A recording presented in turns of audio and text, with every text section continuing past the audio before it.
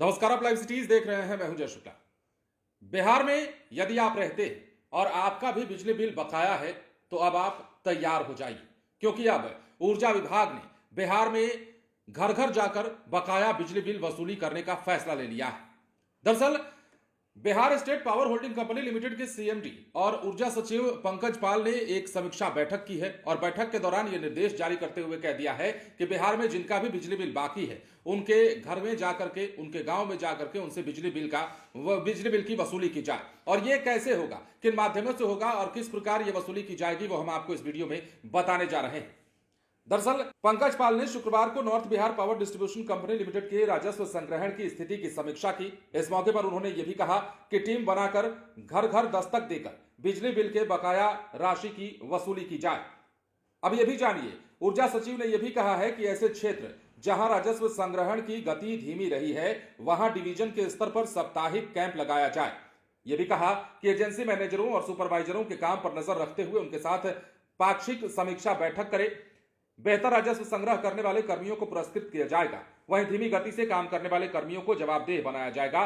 बकाया बिल संग्रह के लिए सब डिवीजन तथा सेक्शन के स्तर पर विशेष अभियान चलाने का भी निर्देश दिया गया है। अब देखिए, ये होगा और ये होने के बाद क्या होगा वो भी जान लीजिए। बिजली कंपनी के सीएमडी ने कहा है कि बिजली चोरी पर अंकुश लगाने और बिजली बिल जमा नहीं करने वाले उपभोक्ताओं के कनेक्शन को अस्थायी रूप से काटा जाए। इस दौरान यह सुनिश्चित किया जाए कि बिजली बिल का भुगतान करने वाले उपभोक्ताओं को किसी भी प्रकार की असुविधा ना हो। समय पर वसूली को ध्यान में रखकर जरूरत पड़े तो अतिरिक्त मानव संसाधन का भी उपयोग किया जाए। मतलब लोगों को और भी ज्यादा इकट्ठा करके अगर आपको जाना है तो वहां बिजली बिल की वसूली कर सकते हैं। विद्युत प्रमंडल के मटिहानी सेक्शन के विभिन्न गांवों में छापेमारी की गई, जिसमें बिजली चोरी करते 8 उपभोक्ता पकड़े गए। इन उपभोक्ताओं पर जुर्माना करते हुए संबंधित थाने में प्राथमिकी भी दर्ज कराई गई।